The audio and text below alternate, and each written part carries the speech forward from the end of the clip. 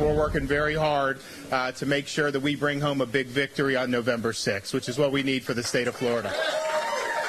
Are y'all ready to flip Florida blue? I'm not convinced. Are we really ready to flip Florida blue?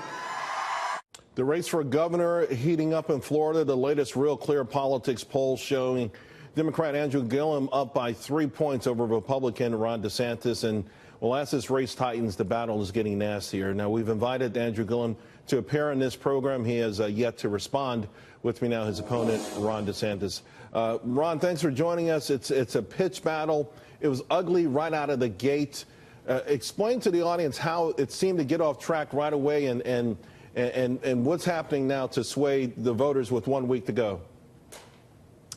Well, look, Charles, we're focusing on our vision to protect Florida's future, in particular, protecting Florida's economic momentum. I mean, we've had a great run in Florida, and the reason is because we've had good leadership and good policy with a commitment to lower taxes. I think we're poised to do better than ever. Andrew Gillum is running on a 40% tax increase, which would cost jobs in Florida, it would cause businesses to leave, and it would prevent the flow of investment from coming into Florida. So it's a very, very critical decision for the people of Florida. I think we need to build off the success we have. Andrew wants to mimic policies that have been tried in other states and have not worked anywhere else. Why do you think, at least so far in the polls, that they seem to be resonating, the idea of higher taxes? We've always thought of Florida as a low-tax state. Well, I mean, Charles, they go up and down. I mean, one poll had me down. The other one the other day had me up a few. I mean, I think at the end of the day, it's, are you able to turn out the voters that you need? And so far, we've done better than we traditionally have of turning out voters in the mail and in the early vote. And if we continue that, we're going to be really, really tough to beat. It's also the fact that, you know, we just had 2 debates last week. And so voters, I think, just in the last week or two are really starting to see the sharp differences. And I think that that's benefited me as more people realize what's at stake. A lot of people pointing to the nastiness of this race. This is from Andrew Gillum. It's from The Daily Show. Let's take a listen. My grandmother used to have this saying, never, ever, ever wrestle with pigs. She said, because you both get dirty, but the pig actually likes it.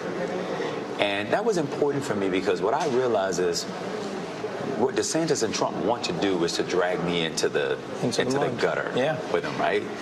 Because they can survive getting dirty. I can't survive getting dirty. Of course, he says you and President Trump trying to drag him into the gutter. What's your response?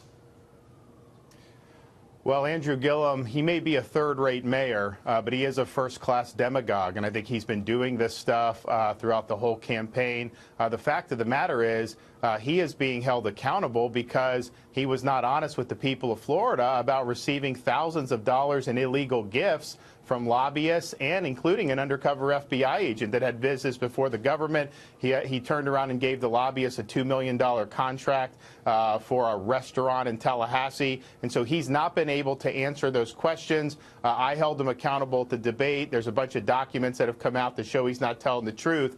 And he says that that's mud, but I just think that that's accountability. When I was in the Congress, I declined all the perks. I declined the health care, the pension. I fought pay increases. I put taxpayers first. He's used office to feather his own nest, and that's just the fact. What do you make of all the outside money? This is one of those campaigns where we're seeing millions of dollars pouring from outside donors. Obviously, they think this is an opportunity for them, but what are your thoughts about that? Well, they are pouring, the radical left donors are pouring millions and millions of dollars because they want to take over Florida and really use that as a beachhead for left-wing policies. Obviously, they would like to use that in 2020 for the presidential campaign. So there's huge implications for this, but I don't think you've ever seen this much hard left money coming into a single race than you have now. It's been millions and millions of dollars. It certainly has. Earlier, you talked about getting the vote out, and obviously President Trump, his role is to energize the voters in Florida. He's got an amazing following. His rallies are energetic, almost like conventions. And yet at the same time, Rick Scott, who's running for Senate, there have been many reports that he's sort of deliberately keeping his distance from President Trump. Why do you think that is?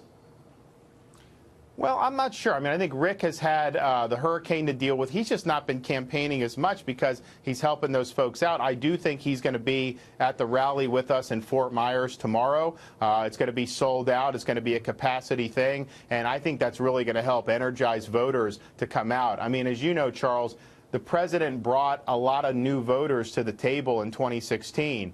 And I think for Republicans, if we convert them into habitual voters every midterm, that's a huge new source of support for us. And I think there's signs that we are doing that this year with the Republicans in Florida. And if we can do that, then I feel very good that we'll have a good election night. Immigration is an important issue in your state. Reports out, of course, President Trump on Axios on HBO suggesting maybe he'll use an executive order to handle birthright citizenship, pointing out that very few developed countries allow that to happen. Would that be good or bad for you in the final stretch here? Well, I don't know that it would have a huge impact. I mean, I think the idea that if somebody comes illegally and that the child is automatically a U.S. citizen, that's a questionable policy that leads to more illegal immigration. It's almost an enticement. And so I don't think that that's good policy. At the same time, the way the courts have ruled on it, I think there's a question about, you know, can you do an executive order? Can you do legislation? Do you need an amendment? And so I think that that would be something that we'll have to look at if he does come out with something. But I don't think it's going to have a huge impact on the race. Down the stretch, the top issues specifically to Florida, because today we got a consumer confidence number out, the best number in 18 years. Corporate profits are at record highs. It's 7 million job openings. We've never seen these kind of numbers in this country ever before in the history. It would seem like that would be the rocket ship for all Republicans to win these tight races.